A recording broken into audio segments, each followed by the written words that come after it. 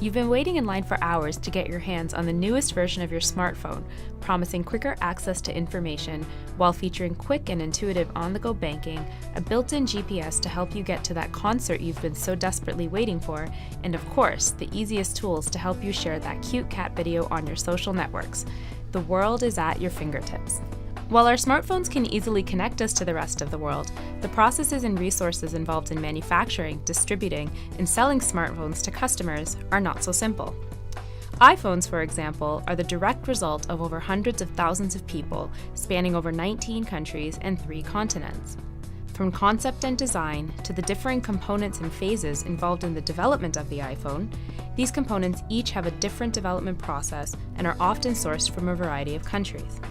From semiconductors and accelerometers to memory chips and application processors, these parts are all eventually sent to China, where factory workers follow a meticulous 141-step process to assemble an iPhone in less than 24 hours.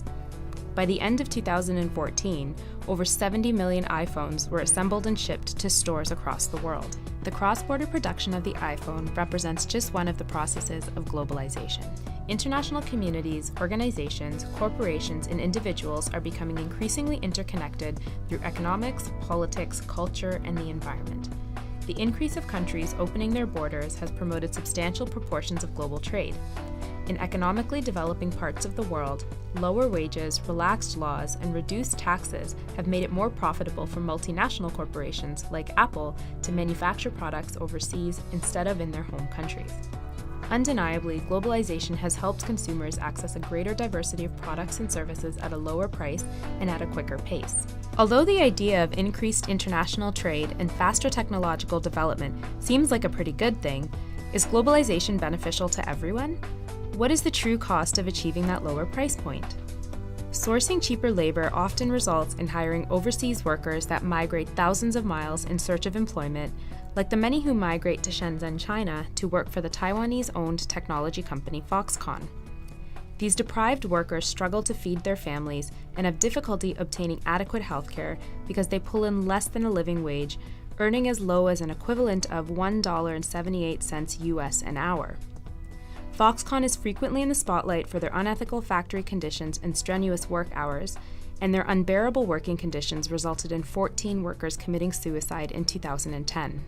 Similar work conditions have been documented in mineral mines around the world. The quest to obtain minerals has not only contributed to harsh mining conditions and increasing environmental degradation, but has also supported the funding of the ongoing civil war in the Democratic Republic of Congo through the illegal mining and selling of conflict minerals to technology companies around the world. As technology allows us to connect with one another on a global scale, this awareness has mobilized individuals around the world to campaign against these injustices, encouraging companies to become more transparent and share information about their products' origins. These companies are taking action by mandating safer work conditions, enforcing fines for incompliant suppliers, and even threatening to move business elsewhere. New companies are also following suit in response to the ongoing criticism of the technology industry. Fairphone, a Netherlands-based smartphone company, is employing these standards by committing to ethics-based production and sourcing methods. So, where do we go from here? It's easy to point the finger at corporations and blame them for the negative social and environmental impacts of smartphone production.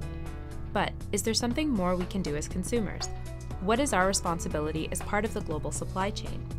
The next time you pick up your phone to check out that cute cat video, remember the combined efforts of the people around the world who work to make your phone. The world is truly held at our fingertips.